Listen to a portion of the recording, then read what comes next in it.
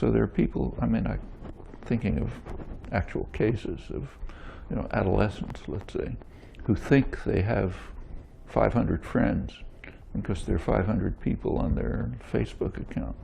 But these are the kind of friends whose relation to you is that if you say, I bought a sandwich, they say, did it taste good? That's a kind of interaction, but very different from having a real friend, somebody you can actually talk to. And I think, so it's a mixed story. I mean, I don't say it's bad, but it makes things very different. Actually, I can see it. I don't use the social media, but I can see the effects in my own correspondence.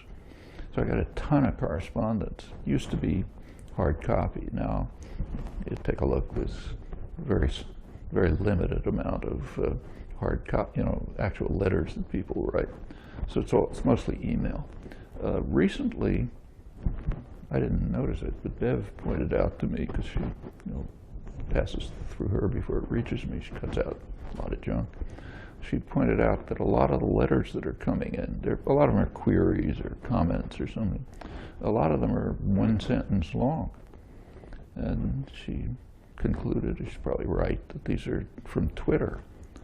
And if you look at the nature of those one sentence letters, you can see most of the time it's something that came to somebody's mind.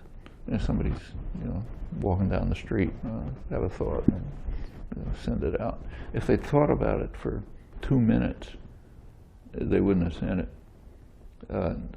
Very commonly, I get queries. Somebody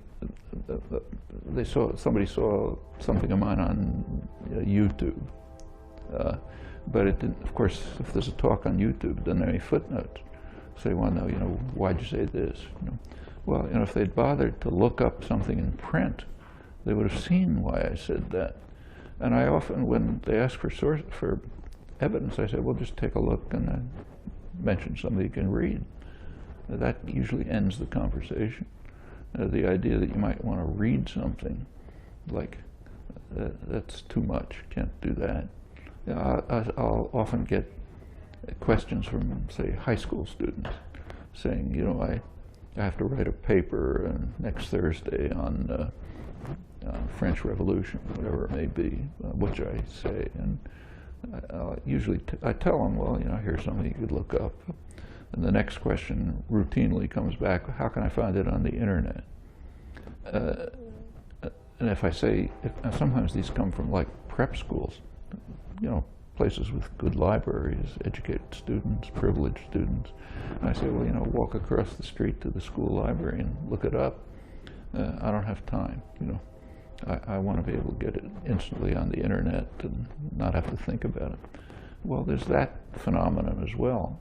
I mean, I'm not offering this as a critique of the internet. It's just that there are a lot of factors involved. It does offer plenty of possibilities. It can have a kind of a cheapening effect. And I think both exist. And it's true of everything. I'd say the same about the printing press.